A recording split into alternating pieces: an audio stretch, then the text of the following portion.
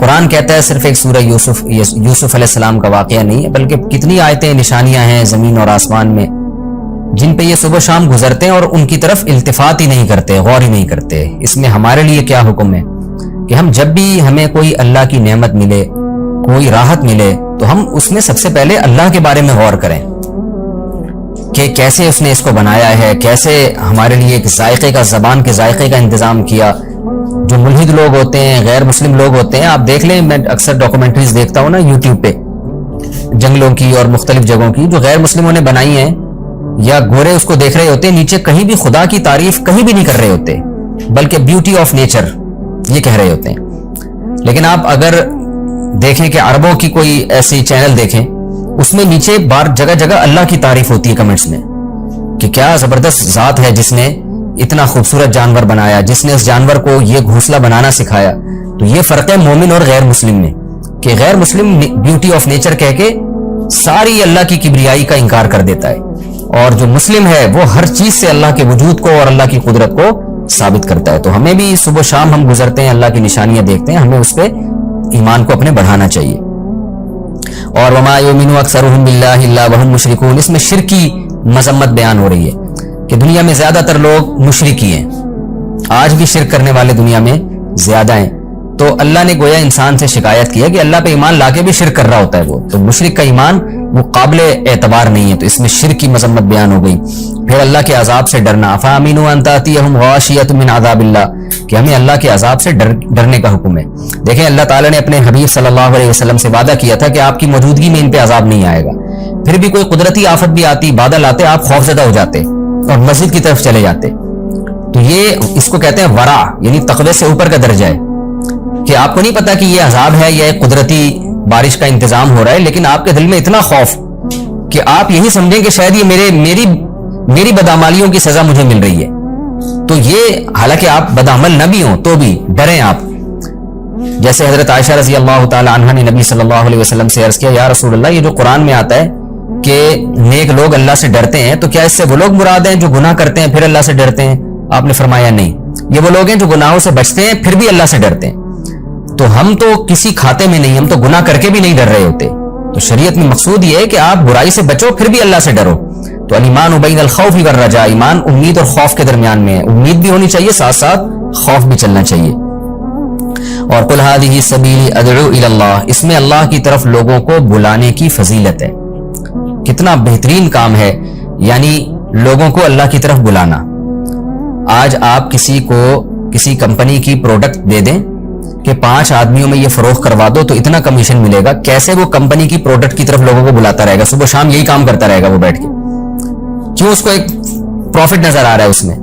تو نبی نے کیا بتایا کہ نبی صلی اللہ علیہ وسلم اس کائنات میں سب سے افضل ترین انسان ہے، لیکن ان کی ذمہ داری کیا ہے؟ ظاہر افضل ترین شخصیت کو کام بھی سب سے افضل دیا جائے گا، تو نبی اس کائنات میں سب سے افضل، ان کو کام بھی سب سے افضل دیا گیا، وہ کیا ہے؟ اللہ کی طرف بلانا۔ تو اس سے داعی کی، جو لوگ لوگوں کو دین کی طرف بلاتے ہیں، پردے کی طرف، نماز کی طرف، زنا سے بچانے کی طرف، نکاح کی طرف، اور شرک سے بچانے کی طرف، اور قبر پرستی سے بچانے کی طرف، ماں باپ کے حقوق کی طرف، حلال کھانے کی طرف، یہ ساری چیزیں اسلام کی دعوت کہلائیں گی۔ تو جو لوگ بھی یہ کام کرتے ہیں وہ اللہ کی نظر میں ان کا مقام بہت زیادہ ہے۔ تو یہ بھی ہمیں اس آیت سے دعوت الی اللہ کی فضیلت معلوم ہوتی ہے، اور اس کے لیے کوئی خاص طریقہ شریعت میں متعین نہیں ہے، جو طریقہ جس وقت سوٹیبل ہو وہ طریقہ اختیار کرنا دعوت الی اللہ کہلائے گا، چاہے وہ فیس بک کے ذریعے ہو، یوٹیوب کے ذریعے ہو، چاہے وہ پیدل جماعت میں نکل کے ہو، چاہے وہ جہازوں میں سفر کر کے ہو، کسی بھی، چاہے وہ ڈیبیٹ کر کے ہو، چاہے وہ لٹریچر کے ذریعے ہو۔ تو جو لوگ بھی جس طرح سے بھی دین کی دعوت دنیا میں پھیلا سکتے ہیں، تفسیر قرآن کے ذریعے ہو، واعظ و نصیحت کے ذریعے ہو، تو ان کو چاہیے کہ اس دعوت میں اپنا حصہ ڈالیں، کیونکہ یہ پیغمبروں والا کام ہے اور اس کی فضیلت سب سے زیادہ۔ تو یہ بھی پتا چلا، اور اللہ نے یہ بھی کہہ دیا کہ یہ جو دعوت کا کام ہے یہ صرف پیغمبر کا نہیں ہے، وَمَنِ اتَّبَعَنِی، جو نبی کو فالو کریں گے ان کا بھی یہ کام ہے۔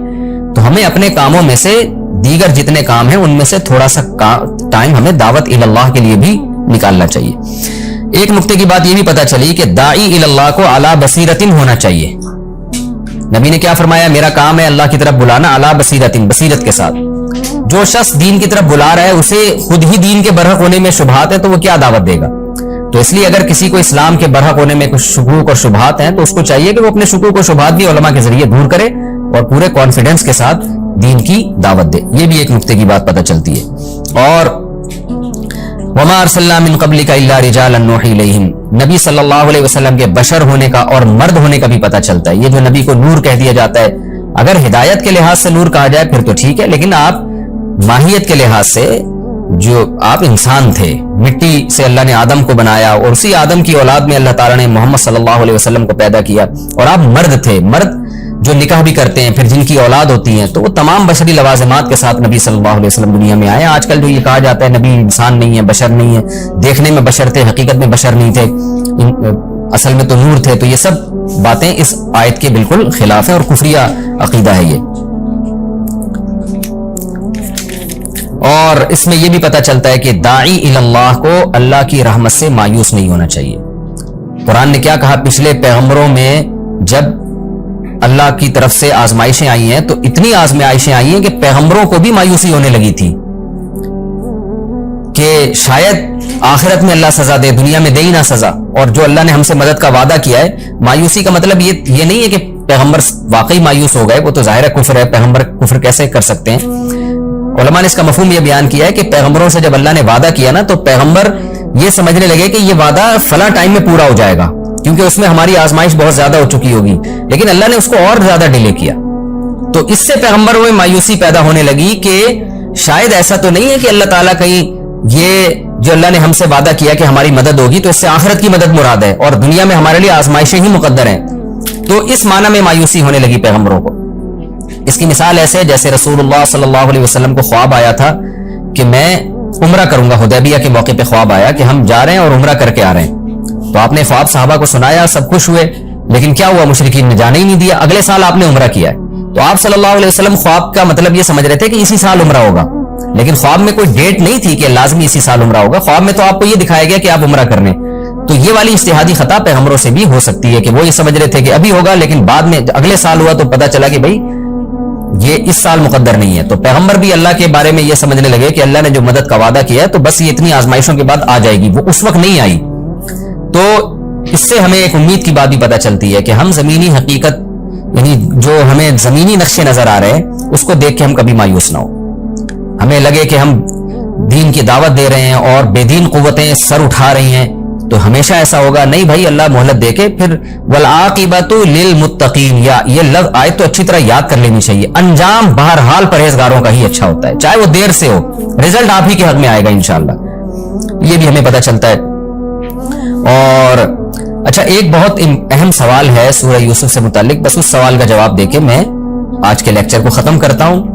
وہ یہ ہے کہ یہ بہت زیادہ سوال اٹھایا گیا ہے علماء کی طرف سے بھی، اس کا جواب بھی دیا گیا ہے کہ یعقوب علیہ السلام کو جو یوسف علیہ السلام سے اس قدر محبت تھی کہ ساری زندگی غم بھولے ہی نہیں. وَبِيَضَّتْ عَيْنَاهُ مِنَ الْحُزْنِ، اور اس غم کی وجہ سے بینائی چلی گئی. یہاں ایک اشکال ہوتا ہے کہ کیا مخلوق سے اتنی جذباتی محبت جائز ہے کہ جس کے غم میں آپ کی بینائی چلی جائے؟ نارملی تو یہی بتایا جاتا ہے نا کہ اس مخلوق سے آپ اعتدال سے محبت کریں، اعتدال سے. جیسے احادیث سے بھی یہ مضمون ثابت ہے کہ ایک صحابیہ کے بچے کا انتقال ہو گیا تو وہ اتنا رو رہی تھی، آپ نے فرمایا صبر کرو. خود نبی صلی اللہ علیہ وسلم کے ساتھ بھی ایسے واقعات ہوئے، آپ کی نواسی کا انتقال ہوا، آپ کی آنکھ سے آنسو نکلے، پھر آپ نے صبر کیا. تو ٹھیک ہے یعقوب علیہ السلام نے بھی صبر کیا، لیکن اتنی زیادہ محبت کہ اس میں گھٹ گھٹ کے آپ کی بینائی چلی جائے تو بظاہر تو یہ چیز شریعت کے مزاج کے خلاف ہے. یعنی جو شریعت کی تعلیمات ہے نا وہ یہی ہے کہ مخلوق سے آپ اعتدال سے محبت کریں، اس میں غلو نہ کریں. سوال پیدا ہوتا ہے یعقوب علیہ السلام تو اللہ کے پیغمبر تھے تو ان کے ساتھ ایسا کیوں ہوا؟ اس کا جواب اچھی طرح سمجھیں. دیکھیں ایک عام آدمی جب اولاد سے بے پناہ محبت کرتا ہے تو اکثر اس کی بنا ٹھیک نہیں ہوتی، اس کی بیس ٹھیک نہیں ہوتی. وہ بیس کیا ٹھیک نہیں ہوتی؟ وہ دنیا کی وجہ سے محبت کر رہا ہوتا ہے. تبھی تو آپ دیکھیں نا جو بچے زیادہ کما کے کھلا رہے ہوتے ہیں ماں باپ کو ان سے محبت زیادہ ہوتی ہے، جو کم کما رہے ہوتے ہیں ان سے محبت کم ہوتی ہے. تو یہ بیس ہی غلط ہے. یعقوب علیہ السلام کو کتنی محبت تھی یوسف علیہ السلام سے، بے پناہ تھی، لیکن اس کی بیس اچھی تھی. وہ بیس کیا ہے کہ ان کو دین کی وجہ سے اپنے بیٹے سے محبت تھی، ورنہ کما کے کھلانے والے اور حفاظت کرنے والے تو دوسرے بیٹے زیادہ تھے. تو بیس جب اچھی ہو تو پھر جتنی زیادہ محبت ہو وہ شریعت میں قابل ملامت نہیں ہے، کیونکہ یہ محبت بھی اللہ کی محبت کی وجہ سے ہے. اس کی بیس اللہ کی محبت ہے، دین ہے اس کی بیس. دوسری بات یہ کہ ایک عام آدمی جب اولاد سے بہت زیادہ محبت کرتا ہے تو اس کی مذمت اس لیے کی جائے گی کہ یہ محبت دین میں رکاوٹ کا ذریعہ بنتی ہے. پھر یہی اولاد جب محبت میں آپ سے کہے گی گھر میں ٹی وی لا کے رکھو، ڈرامے لگاؤ، یہ لگاؤ، تو آپ اولاد کی محبت میں خدا کو ناراض کرنا شروع کر دیتے ہیں، جبکہ یعقوب علیہ السلام سے اس کا شائبہ بھی نہیں تھا۔ ان کی محبت اپنے بیٹے سے جتنی بھی تھی، اللہ سے محبت کا گراف اس سے بہرحال زیادہ تھا۔